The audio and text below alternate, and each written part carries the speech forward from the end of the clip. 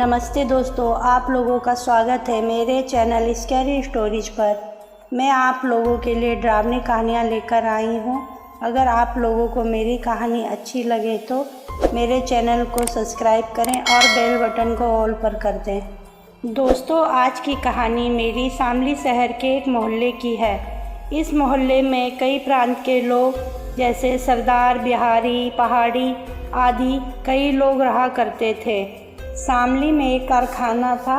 कारखाने के कर्मचारी होने की वजह से वहाँ के लोगों को बिजली, अस्पताल, क्वार्टर सब सुविधाएं मिली हुई थी और सब लोग अपने पड़ोसी के साथ मिलकर रहा करते थे। लेकिन किसी को ये नहीं पता था कि उन लोगों के बीच में कोई बुरा व्यक्ति भी रहता था जो घर में तंत्र मंत्र किया करता था। बात उस समय की है जब सर्दियाँ नवरात्रे चल रहे थे और उसी मोहल्ले में एक ऐसा परिवार भी रहता था जो तंत्र मंत्र बहुत ही ज़्यादा करता था। नवरात्रे में उसके घर से पूजा करने की आवाज़ें बहुत आती थी और होमाद आदि का धुआं भी बहुत उठता था। लेकिन लोगों को लगा सब लोग अपने घरों में देवी माँ की पूजा करते हैं, इसीलिए होमाद का धुआं इतना हो रहा है। उसी घर की बेटी जिसका नाम मीनू था, वो एक दिन रात में बहुत चिल्ला रही थी।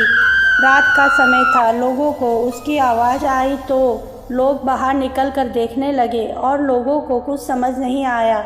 फिर आवाज़ अपने आप रुक गई। नवरात्रे खत्म हुए तो भी मीनू के घर से धुआं आदि निकलता रहा। ये परिवार मोहल्ले में ज़्यादा किसी से बात नहीं करते थे। मीनू के घर साधु लोग बहुत आते थे। मोहल्ले वाले समझ नहीं पा रहे थे कि इसके घर साधु क्यों आते हैं। तब एक दिन सब मोहल्ले वालों ने सोचा कि चौहान जी, जो कि मीनू के पापा हैं, उनसे बात करते हैं कि आखिर ये क्या हो रहा है। लेकिन तभी सभी लोग चौंक जाते हैं क्योंकि मीनू घर से बाहर निकलकर बहुत चिल्ला रही थी।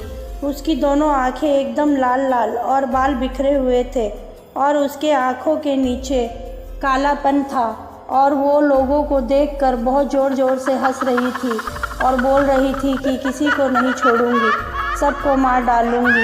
मीनू को उसके पापा और भाई घर में खींच कर ले जा रहे थे, पर ना जाने उसमें इतनी ताकत कहाँ से आई। वो अपने पापा और भाई के काबू में नहीं आ रही थी। जैसे तैसे उसे कमरे में ले जाकर बंद कर दिया। ये डरावना दृश्य देखकर सभी लोगों के मन में खौफ आ गया। मीनू पर तो किसी भूत पिशाच का साया था।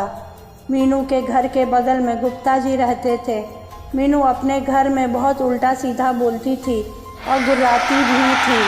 सभी आवाज़ें गुप्ता जी के घर में जाया करती थी। गुप्ता जी का परिवार बहुत डरा सहमा रहता था।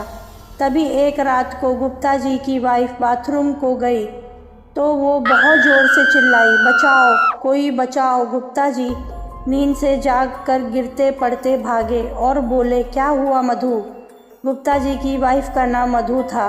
अभी गुप्ता जी मधु से पूछ ही रहे थे कि उनकी नज़र खिड़की पर पड़ी। वहाँ मीनू, जो बहुत भयानक लग रही थी, खिड़की पर खड़ी थी और मीनू ने मधु के बाल खिड़की से हाथ डालकर पकड़ रखे थे और मधु बहुत घबरा कर चिल्ला रही थी। गुप्ता जी को समझ नहीं आ रहा था कि क्या किया जाए और मधु को कैसे छुड़ाया जाए। मीनू के दूसरे हाथ में चाकू था। मीनू ने चाकू से मधु पर वार किया, परंतु खिड़की के कारण मधु बच गई और उसे कुछ खरोंचें ही लगी थी। जैसे तैसे करके गुप्ता जी ने मधु को मीनू के पंजों से छुड़ाया और मीनू के पापा पर फ़ोन किया कि मीनू आपसे संभाली नहीं जाती है तो मैं पुलिस को फ़ोन कर दूंगा। आज उसने मेरी वाइफ पर हमला कर दिया। ये सुनकर मीनू के पापा वहां आए और मीनू को पकड़ कर ले जाने लगे तो मीनू अपने पापा के हाथ को मोड़कर उन्हें ज़मीन पर पटक देती है और उनके पीठ पर बैठ गई।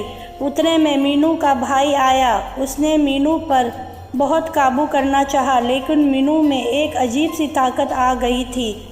वो बहुत ही मुश्किल से अपने भाई और पापा के कंट्रोल में आई।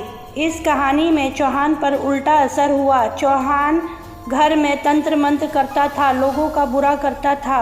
उसके घर तांत्रिक भी आते थे। चौहान गुप्ता की बेटी पर यही टोटका करना चाहता था, पर टोटका उल्टा पड़ गया और उसी का टोटका उसी के घर उसी की बेटी पर लग गया। चौहान की एक बार गुप्ता से लड़ाई हो गई थी। चौहान सही व्यक्ति नहीं था। उसके घरों से आवाज़ें गुप्ता के घर आती थी। गुप्ता और उसका परिवार बहुत परेशान होता था। गुप्ता की बेटी जो कि मीनू की हम उम्र थी, वो बहुत डरती थी। इसी बात की शिकायत गुप्ता ने चौहान से की थी।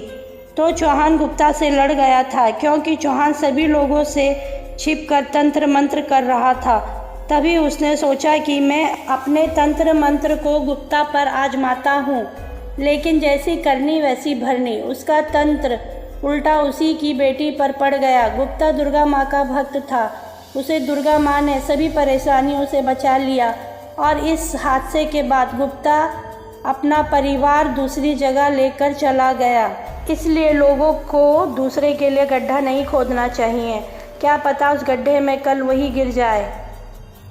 दोस्तों, आप लोगों को अगर मेरी कहानी अच्छी लगे तो मेरे वीडियो पर लाइक और कमेंट करें और मेरे चैनल को सब्सक्राइब कर दें।